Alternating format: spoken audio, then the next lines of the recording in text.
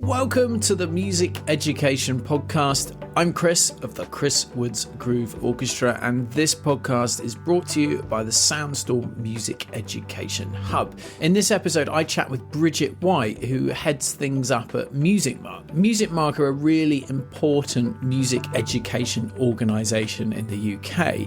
So having a chat with the CEO of that organisation is clearly a good thing to do, and Bridget has some exclusively unique insight into music education because of the role that she has.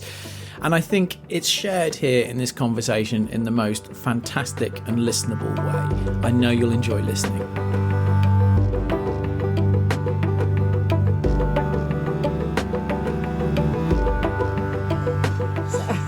That's all right. But I'm in the garden office, and it's the other one is the wood burner has stopped because it was too hot, so it may make an almighty bang, and if it does, it'll catch it, and you just say that again, because you know how it contracts and expands. So of course.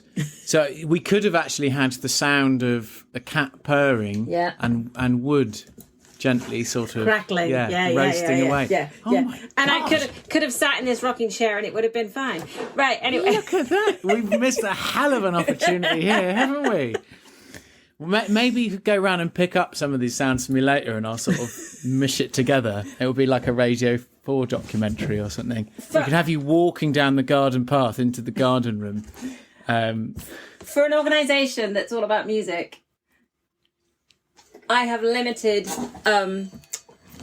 musical instruments in here, notably. I don't think actually there's any musical instruments in here, so... Yeah, not ideal, but never mind. Do you play an instrument? Yes, I do. Yeah. What's that then? I learnt the piano at school, but I can't play it. That's another whole story about just doing the exams. My main instrument was the bassoon at university. Oh, wow. But I don't play that much anymore. In fact, I haven't played it for a couple of years now. But I play the violin at church and with friends. So we're going to visit some friends who are folk musicians this weekend. So we'll take the instruments down and have a bit of a jam. I fiddle at the fiddle. Cool. Okay. I'm not a good player, and even better. But yeah, I'm learning to improvise, which is always fun because you don't get taught that you didn't get taught that in the 80s and 90s. So. But at least through that. It's a Western classical instrument, isn't it? Or that's how we see it in schools, rather than seeing it as a fiddle. Yeah, and then going particularly down here. Yeah, I mean the folk music has sort of migrated down and across from the southwest, but you know Hampshire probably has an amazing folk history, but it wasn't apparent as I was growing up. I think folk music has blossomed in a lot more places than just the southwest and Scotland and Ireland. I think it's a different thing now, which is great. And we have folk youth orchestras cropping up in all sorts of places, parts of the country. Had a chat with Lancashire. Last Wednesday I was in Lancashire, and they were talking about how they'd resurrected a folk group that was meeting, found a space for them, facilitated that to happen. We have the National Youth Folk Ensemble now, run by the English Folk Dance and Song Society. So there's actually a pathway for folk in a way that there just wouldn't have been in the past. Yeah, which is exciting, isn't it? Yeah. I wonder how much about that. I'm always interested by that actual grassroots element, and this is not meant to sound like a sweeping criticism of anything organised, to say, we mustn't organise things, but like folk itself, isn't it, is informal, ephemeral, and that sort of incidental, almost things that just happen. Yeah, it's interesting, like where those things happen, and if they really can in a modern world, I suppose they can't so much without the absence of things like community spaces, church, for example. You mentioned being that's like a logical place to meet and play, but I guess those spaces don't exist in the same way, do they? Yeah, and a lot of folk groups, sort of the open mic night type things happen in pubs, which aren't necessarily accessible venues for children and young people. So, you need to find another space and somewhere for them. I mean, to have a space where they can experiment, and perhaps doing that with an individual taking their fiddle into a group of adults might feel slightly more intimidated than with a group of fellow young people who are interested in folk. And I think there are other instruments, other genres where facilitating a space is probably just as important as the teaching element of it. Just to give children and young people a space where they can experiment and in the genres they want. And I'm always so inspired by children and young people's perception of music and music learning, because they don't seem to be so rigid as it was when I was younger. Behind me in my office is the New Grove Dictionary of Music and Musicians, which is a massive tome that tells us all about the dead white men, the great composers through the centuries, and talks about genres. And, I learned about the Baroque period, the classical period, the Romanticism and the 20th century. Well, I obviously didn't learn about the 21st century because I was at university in the 20th century.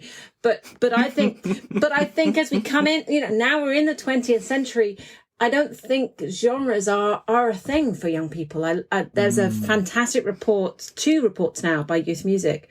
And one of them, the first one, they talked to young people about genres, and young people identified over 300. I don't think I could identify 10. I probably could if you held my feet to the fire, but for there to be 300, and for many young people to go, you know what, I don't want to be labelled. This is my music, or this is the music I like, or this is my mashup of 60 of those 300 genres. So I think music education has changed because children and young people's interests and their outlook on music is I'm not going to say better, because I don't think it's I think it's just so different. It's so different. So different. So different. Yeah. Well, that's really nice to hear, because I think in many of these conversations we don't really double down on how vast it is. We might talk about like the industry, the music, or the wider music industry, and how that's changed, and how it's so different. How interaction with social media, or interaction with music and visuals, becoming such an integral thing that young people, their concept of music is completely different from what we had, because it's integrally tied with visuals and video and brand and image. But to really sort of acknowledge that it's totally different as an experience, isn't it? There never seems to be, there's not that sort of rockers and clubbers contrast at school or whatever. There's not like 2 opposing sides anymore, is there? They're just all into different stuff. It must just be, I don't know. I kind of liked that, though. I kind of liked having like a homology to hang my coat on and go, do you know what I mean? Like, I'm into like skateboards and like punk, and you're into that, and maybe we can talk, but we're different. Yeah. I expect that still exists. But I also think that I think as a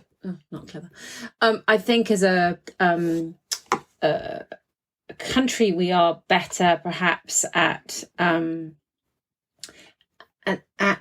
being more inclusive, perhaps.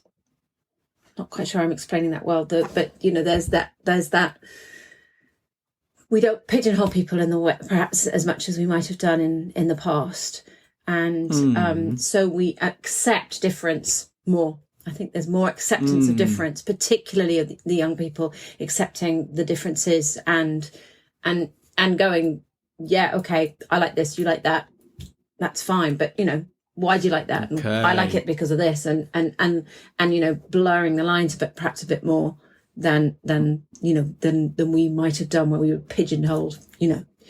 This is the thing, and this is definitely not the thing. I don't know. Maybe I'm wrong, but no, that sounds good. I mean, without getting too philosophical, is that like the individual? The strength of the individual is just becoming even more important, to the point of where, when I was at school, all you wanted to do was be the same, basically, at the risk of being anything that was different, wearing something different, or I don't know, being just be the same. Whereas now, actually being the more individual, the better it is. So therefore, being into something that's from a different genre is more positive than being into what everyone else is in. I'd love that to be the case. I'm sure children in years 7, 8, and 9 would probably not agree with me, and perhaps even and beyond. But my sense, I don't have children, and so I'm coming from this as to what I can see and what I hear. My sense is that children and young people are more accepting, more tolerant of difference than perhaps previous generations might have been. They may want to conform to find friends, or to find their tribe, as it were.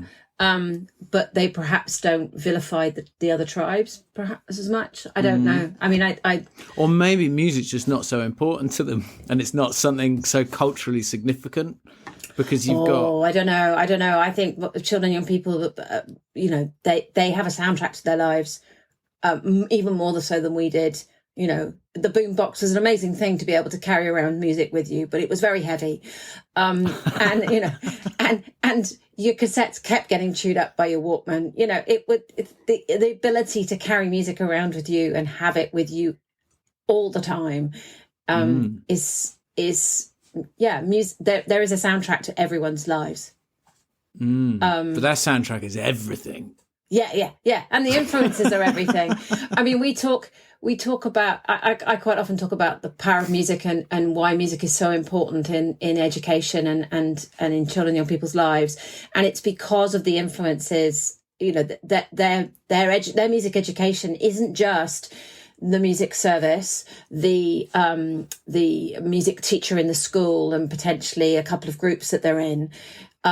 It's also the Spotify playlist. You liked this, the latest release radar or whatever, that sort of influence from the influence of social media, your parents, your relatives, your friends, the music in the shopping mall. There is so many influences on your musical taste and your musical learning, in the way that if it's maths, the subject of maths, there's your teacher. There's your parents who might get it until, you start doing calculus and then give up. And your friend that you're sitting next to in class, who's probably going to give you the wrong answer. So, the influences on children and young people's music is massive. And we, as music educators, know that. And the Music Network around the country, Music Hub Network, the partners of those working in music education, do a brilliant job of having of harnessing all that extra, I was going to say white noise, but it's not, all that extra music, and feeding that into the formal and informal and non-formal learning that they will provide. Okay. Sorry, I can talk for England on No, this, do. so. That's just literally why you're here. Talk for England. I can talk for the UK. I probably should talk for the UK. Music Mark is the UK Association of Music Education. Good. We'll give it a go. Honestly, the more you say, the better, really. Yeah, interesting. So I speaking very, very honestly, and maybe I'll slightly regret saying this, or maybe I'll edit it out and just keep in what you say afterwards.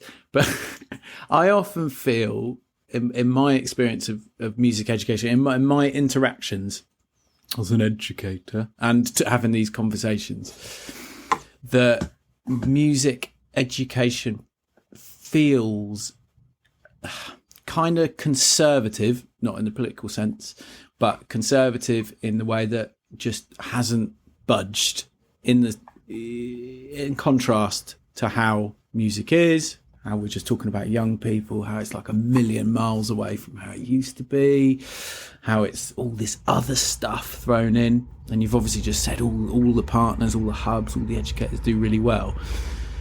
But sometimes, I don't know if you feel this, it'd be quite awkward for you to maybe say, but it just feels it gets left behind. It feels like there's music and then there's music education sometimes. Yeah.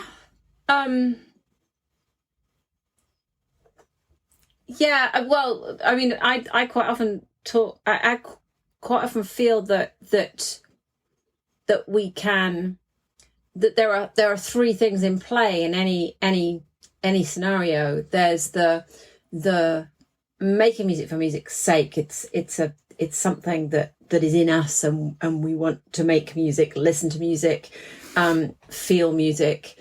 There's the getting to grips with, getting a better understanding of it to be able to engage with it more.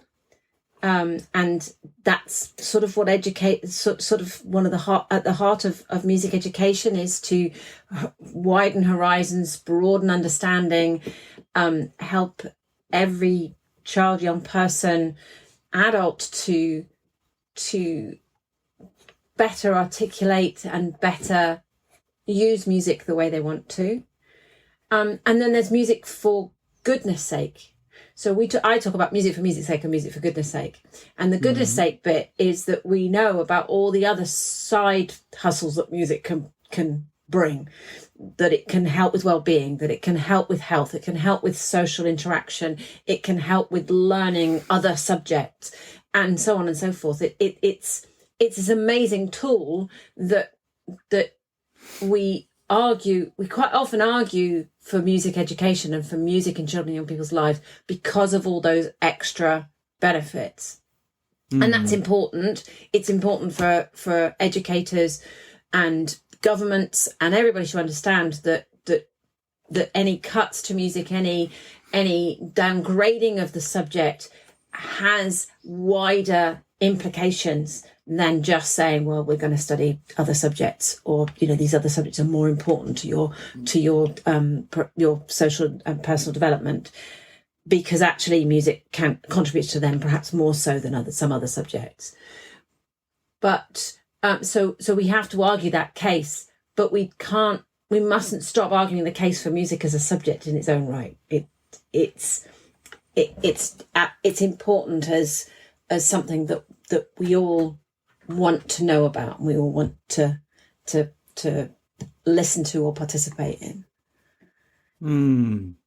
It just sometimes not fit though, doesn't it? In the same, like the measurement of it, for example, the constant sort of dissonance between having to being music education or any kind of art education of showing children pathways into exploring music, to use your words, in ways that they want to do, and then saying, well, okay, we have to be measured in this, so which makes sense, but to do that we have to sort of work in this particular linear way, which is how we work in maths and geography, etc., and it just that kind of just doesn't work, does it? It doesn't function. It doesn't quite sort of. And there are people who've tried to address that. There's an amazing project called Musical Futures, which developed probably about 20 years ago now, which suggested that teachers could take the music the young people were listening to and use that as the starting point to teach them the curriculum. Okay. And I know that a lot of music classroom teachers and instrumental and vocal teachers do try and create hooks through through recognizing the music that the children and young people are listening to, where possible, recognizing that some perhaps need careful management in the classroom context. So there is that view, and there's also much more openness to recognizing the content of the curriculum needs to be broad and diverse. But on the flip side of that bit of talk we had earlier about genres and how many genres young people are identifying now, and actually that young people don't want to label the music that they like. I've got a sense, and we've talked about this at a number of points when I've been in discussions about the future of music education, that there is an element of young people wanting their music to be their music, and not for the teacher to be all cool and teaching them about for sure. about whatever it is. Even if they're different genres, though, Bridget, they're still ending up on that sort of that progression. The idea that a young person, you must be progressing all the time, rather than actually maybe they're just getting really good at connecting with music, and they're developing something. Going to get proper hippie here, but something that's far deeper than we can actually articulate, because that's what music's all about anyway, isn't it? It's all the magic stuff that we can't talk about. Yeah, and maybe that's good enough, or maybe that's better than good enough. Yeah, and therefore we need to give them space to be able to do that, which comes back to the earlier conversation we were talking about with the folk music and young folk artists having a space to be able to create, and giving young people the spaces they need. And I know that there's been conversations over quite a long time about how do we provide spaces for young people to create their music, safe and useful spaces for them. And Fergal Sharpakey launched a program back in the 2000s. And more recently, there's been talk about it. I think the Music Venues Trust have been thinking about it, and how the music venues, the small independent music venues, might open their doors when they're dark, during the day. The kit's there, the backline's there. How do we get young bands to use that space, to get used to stagecraft and everything else? There's something about facilitating music making just as much as there is about educating, and because there's still a need for people to find help, and whether they do that on YouTube or whether they do it for asking their friends, what's the chord for G minor seventh, or whether they have a teacher, people will want to go beyond the basics they have, that they're where they've got to. They want to progress the technique. I think I think maybe that's the thing. In instrumental learning, it's about technique and skill, and teachers can help with that. And in learning about music, again, it's widening horizons and exploring in more depth. Fab. Maybe. Yeah. No, I like it. So, Bridget, we've had all this conversation, which has been absolutely beautiful, and one of my favourite conversations that I've had for a long time. So, thank you. But we haven't talked about Music Mark yet. So, I don't know. Maybe you want to give us a quick. This is what we do anyway. Go on. Yeah, no problem. So Music Mark is the UK Association for Music Education. We are a membership association working with those involved in music education across the UK, whether that's a music service, a university, a school, an individual, a music education organisation, or even a music organisation which has an education department, think orchestras, venues, and so on. We're also a subject association. There are 3 music subject associations in England. The ISM, the Independent Society of Musicians, the MTA, the Music Teachers Association, and Music Mark. And together we are there to support teachers of the subject of music. and whether that's through advice and guidance or workshops or training, and championing that subject with government. That's the sort of thing we do as a subject association. So you sort of lobby government a bit as well, just going, oi, don't forget us. Sort of thing. Definitely. So Music Mark has 3 words that sum up what we do. We support, we connect, and we influence. So we support our membership to be the best versions of themselves, and we support them with training and resources and mentoring and coaching and so on. So there's lots of support available to our membership. We connect them with each other and the wider music and education ecologies. So we have conferences and big meets and group conversations, either regionally or in type of organisation who's a member. So we I've talked about the National Youth Folk Ensemble. It's one of a group of national youth music organisations. Most of them are in our membership, so we bring them together to talk about the challenges of running a national youth music organisation. So they will talk, it might be talking about how they manage a tour, or how they manage a recruiting to their group, or how they work on outreach. And they'll talk together and learn from each other. So we connect people to learn from each other. And then, yes, influencing. We don't lobby, but it's slightly semantic. But we advocate for music education at the highest level, policy and practice. The reason we don't use the word lobbying is because in our membership are local authority music services, and local authorities are unable to lobby and are unable to join lobbying organisations. So we advocate. So it's mainly a language thing. It sounds like someone's going to get sued if you use the wrong one, though, right? So let's stick with the right one. Yeah. So It's more about whether they would be able to join. Well, we work very closely with the civil servants at the Department for Education and the Department for Culture, Media and Sport. We talk to them about the challenges that music education is facing and why more investment is needed, why the investment needs to focus on this or that. I've been involved in panels and boards to create Department of Education policy, non-statutory policy, so the model music curriculum, which was published in 2021, and the National Plan for Music Education 2, which was published in 2022. I also worked on the National Plan for Music Education in Wales with the Welsh Government and the Welsh Local Government Association, and worked closely with colleagues in Scotland to develop their strategies around music education too. So so Music Mark does all of that. It highlights what everybody is doing. So we share resources that are created by our membership and the wider ecology. We have industry partners who help us to work in partnership with us to support the sector.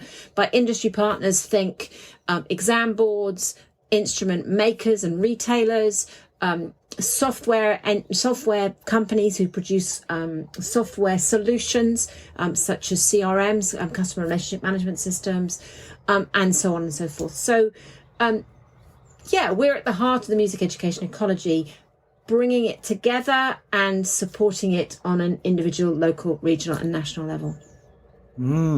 Nice. That must be really interesting, engaging particularly with government in sort of trying to portray the view, because I guess you're essentially trying to take the views of your members, right? Yeah. Put that across rather than your own views, which must be very hard as well. Yeah, it is hard. They can sometimes be slightly conflicting. So you sometimes find that one part of the membership thinks this and another part of the membership thinks that.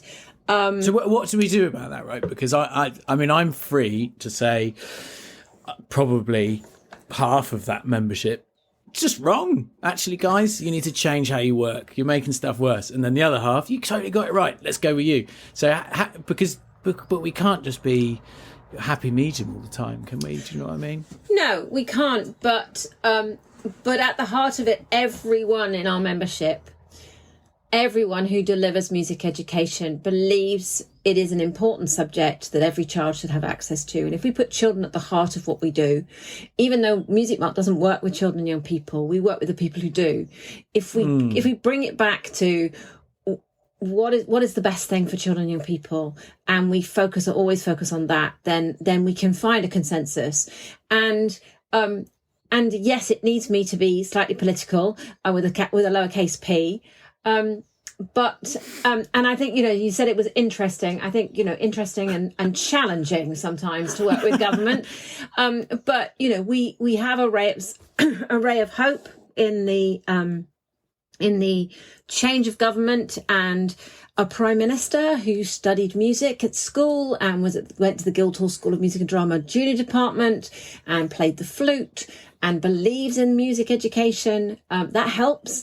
And although, to be fair, one of the previous prime ministers in the Conservative government played the trombone. Boris Johnson played the trombone, and he set up totally those instruments for the flute for Keir Starmer as well. Yeah. I mean, definitely a flautist. And Boris, I mean, trombone. That's like they've added that in for a laugh, isn't it? It's caricature instrument. I mean, I haven't done a fact check on it, but that's what I've been told. But interestingly, he set up the what was then the Mayor's Music Fund in London, which is now the London Music Fund, an amazing project that's working across Greater London to provide opportunities for young people who would not be able to access instrumental and vocal tuition without support. And that's a legacy of Boris Johnson's mayoral his time as Mayor of London. I think everybody gets it. Our biggest challenge is investing in it. How do we find the money to invest properly in a great music education for all children and young people, that is fully inclusive, fully accessible, fully diverse? That's our biggest challenge. And there's limited money, right? Yeah. And, the talk is not good in government. They said there is no money. So going and saying we want more money is tricky. But we did, one of the things we've done fairly recently is we published a report. We commissioned Demos, the independent think tank, to do a piece of research to find out how much it should cost to deliver music education in England based on the previous government's policy called the National Plan for Music Education. And they said it's the amount of money that's allocated now is not enough. And they've identified it needs about another 30 to 35 million pounds a year on top of the 76.1 million that's currently allocated across the country. This is in England. Is that including the money that goes to hubs there? That is the money that goes to the music hub network, yes. So 76 million to the hubs, and then anything within schools for subjects on top of that? Or the schools get an allocation per pupil, and it's expected that within that allocation of funding that they're given from the Department for Education, they will deliver a broad and balanced curriculum based on the national curriculum, and music is in the national curriculum as a statutory subject. Currently, of course, we have a interesting education system, which includes maintained schools, free schools and academies. And only maintained schools have to deliver the national curriculum. Free schools and academy chains can develop their own curriculum based on the national curriculum, which needs to be broad and balanced. But there is the ability for them to choose not necessarily to provide music and or to choose to provide music in a carousel or in different ways, and and some of that is because of access to professionals that can teach the subject, and it might also be because the school sees other subjects as more important based on government rhetoric, past government rhetoric and assessment processes, and things like Progress 8 and the EBAC. But it may also be driven by a head teacher or an academy chain leader. Things are changing. There's a curriculum and assessment review going on. This new government has commissioned. They're talking in a better way about all subjects being important. So one would hope that music might be more prominent. But yes, schools do get budget that they should be spending on all subjects, and so there should be a budget for music education, and there should be a music teacher or a music coordinator in every school in England. And just to put in context, that's £76.1 million. If you take the school census and you take that amount of money, it works out at about £8.30, £8.40 per pupil per year, if you allocated it to every pupil between the age of 5 and 16. Obviously, not every pupil will engage with the offer of a music hub partnership, but it's still not really going to enable us to reach all children and young people and to provide a diverse, inclusive, accessible music education for all children and young people beyond the statutory provision they should receive in school. So we are asking for more money. We've been asking for more money for many years, and it's one of the bits of influence that Music Mark is constantly doing. That's part of my job. Yeah. Keep that pressure on. Yeah. Must feel tough though. I can just imagine you in a room next to the maths guy who's just going, "Come on, we need more money too." Yeah. And it is tricky because if we think about the other expressive arts, we get £76.1 million. Visual art doesn't. Dance doesn't. Drama doesn't. Oh. There has in the past been some allocation to various projects and programs by the Department for Education, but very recently the Department for Education had made the decision to cut their support of a number of programs, and that included a heritage program, museum and heritage program that they funded, and their funding of the National Youth Music Organisations and the National Youth Dance Agency, and a program that the Saturday School program that they funded. Some of the funding has been found elsewhere to cover the cuts from the Department for Education. So either the Department for Culture, Media and Sport is covering it, or the Arts Council England are covering the costs. So actually, I'm not sure if anything's been properly cut in terms of funding because money's been found elsewhere. But I'm slightly concerned that Department for Education have chosen to... it's sending an interesting message to have chosen to cut these projects at this time. But it also tells us, again, there is no money. Yeah. And the statutory cost, the cost of schools keeps going up. Teachers' pay, teachers' pensions, the national insurance contributions for education. You know, the education bill is bigger. You know, the bill to pay for our statutory education just keeps going up. And then our schools need repaired. The rack that's in schools, that concrete thing, that everything's gone very quiet about that, but it's still a thing. And the St David's Hall in Cardiff is still shut. You know, so it's there. I would really love to have. Well, I did try and connect with. I can't remember who it was, the Department for Education at one point, but I don't think they were so keen to have a chat. But I would love to have a chat with a politician from this very perspective, because so many of our conversations are more money. And I'm kind of in that camp too, because, you know, I'm a musician and a music educator. And from selfish point of view, we're all, which I think we all need to acknowledge to a degree, not so much for you perhaps, but we are also fighting for our jobs. Yeah. And that kind of, we need to sort of have a little reality check and go, well, actually, is this in the benefit? And then in the grand scheme of, yes, there is only so much money. So actually, is this where the money needs to go? And I'd love to have that really unpopular conversation, which feels like what we're having here, where you're actually honestly saying, yeah, we're doing better than art and drama, and we can see how important they are. I sport and PE, right? When we've got there's a lot of more money in sport and PE. Okay. They do all right, do they? They do okay, yeah.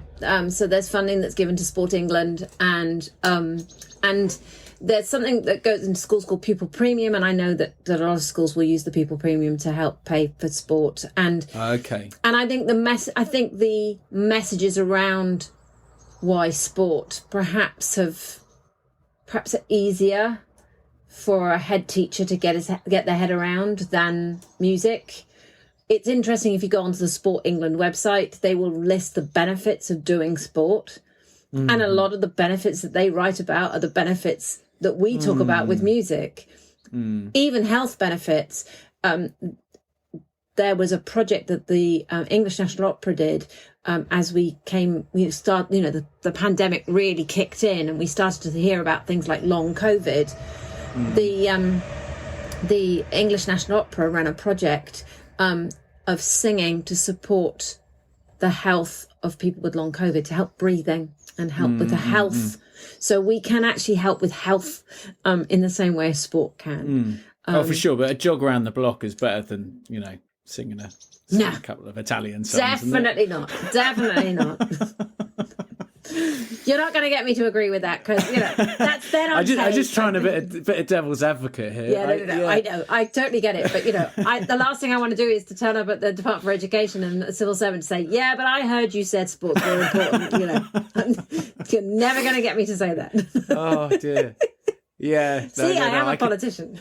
That's it. That's good. That's good. But I've it's been really refreshing to have you're being very honest and realistic. So I really appreciate that. I actually think the conversation needs to move more to that, because people normal people, non-music obsessed people, I think probably find it quite irritating and confusing, right? When they see headlines that say, children are stupid, basically this year. And it's like, oh God, they're stupid. Okay. And then this lady's saying we should just have more music. I think we don't need that lady. We need to stop the kids being able to read and write. And that's because that's what narrative is, isn't it? It's very much, children can't read and write. And that's obviously not true, but it's... but we can help them to read and write through music. Just saying. Yeah, sure. I mean, I have a fabulous story. I'm aware of time, but I have this fabulous story of a music project that was working in a pupil referral, young offenders institution. So the artist was going in, and the English teacher in the young offenders institution was saying, look, we don't have time for this. They need to be in the English lesson, not in this rap and DJ project. And he went in the second week, and the artist went in the second week, and one of the students, the young people, came in and said, I'm sorry, but I need another notebook. And immediate thought was, it's been nicked. They've flushed it down the loo. They've been turned into paper airplanes or missiles or whatever, something had happened to this notebook. But no, he needed another one because he'd filled the first one with lyrics. At which point the English teacher's going, oh, okay, so actually we could get them doing writing projects linked to this rap and DJ project. So, I mean, and that's happening everywhere. We know that. So we can help with that. But also we are hearing more and more how the business want creative people. I worked for a project. I helped run a project with the British Council where we took singing as a tool for learning around the world. It's called World Voice, and we started in a couple of countries. We started in Senegal and we started in India, in Delhi. And one of the reasons we would do that Delhi wanted us to go in, they wanted to put more creativity into the classroom, because industry in India was saying the students you're sending out of school and into employment are not they're not thinking for themselves. The way they're taught by rote. They're taught by just doing what they're told, rather than thinking creatively and inventively. And therefore we can't move forward as a country without that creativity. So it's the way the brain works. It's all in the brain, and there's some amazing books that talk about music and the brain. And actually music is vital to the future of UK PLC, not just because it's worth billions, the industry, 7 point whatever billion it is, 200,000 plus employees in it as an industry. It's also complementing the work of being a doctor, being a inventor, or being the Prime Minister. Just saying. No, for sure. It's a tough sell, though, for government, isn't it? Because most people don't think in that way because maybe they haven't had that experience. We're sort of the privileged creatives, if you like, who've seen it. And people want hard work, don't they? There's this kind of thing of like, what like that kid you're talking about in the young offender space. Well, he's done something wrong. Why should he be allowed to mess around with a mic, even though that has now completely changed his life and is now, able to write beautiful narratives and, living a positive life. People almost want pain on people, don't they? That's sounding too bleak. Yeah. And of course, that's another piece of the influence work that Music Mark needs to do, and we all need to do, is to tell the story about the power of music and why it's a rigorous subject to study, and it will enhance this nation's it enhances individuals, but it can enhance a nation, and it's not an easy option necessarily. It might be fun, but just because it's fun doesn't mean to say it's not hard. Yes. I mean, yeah. Just because it's enjoyable, it doesn't decrease its value. Yeah, I feel that in me when I work at home. So I have a young family, and if I'm doing something musical, as in playing, even though that is what I do, I become more self-conscious of that because I'm really enjoying myself. Whereas if I'm sat at my laptop hard away working on emails and my wife sort of sees me suffering, do you know what I mean? Even though she doesn't encourage it, she's a good egg. I feel like, oh, this is all right. I'm earning my sort of salt as a father, providing for the family. Do you know what I mean? It's really inbuilt into us. It's so bizarre. But why shouldn't we enjoy what we do? Yeah. We need permission to be happy, isn't it? I think that's we might be opening up a can of worms on me here. But how does that make you feel? Interesting. All right.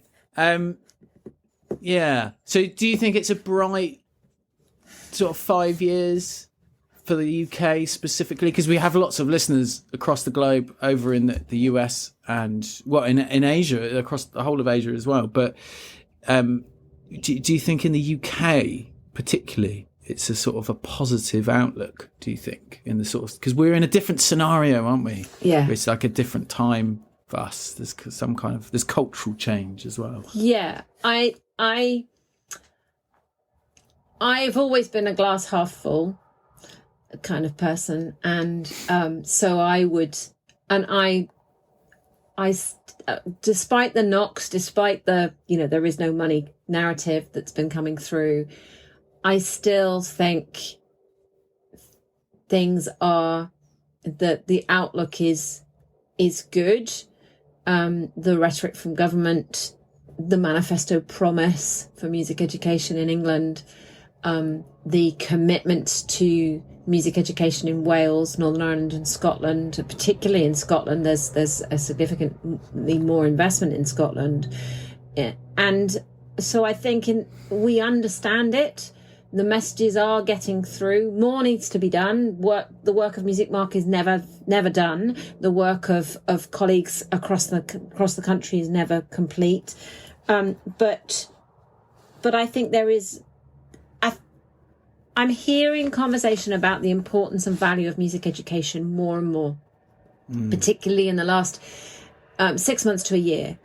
In a mainstream sort of way. Yeah, in a mainstream sort of way. Yeah. So other organisations are talking about it. Government is talking about it. If the Ezra Collective can stand up on stage at the Brit Awards and talk about this isn't possible without grassroots musical learning, whether that's formal or informal, then the message is getting out there more broadly, and it's not just me bashing away.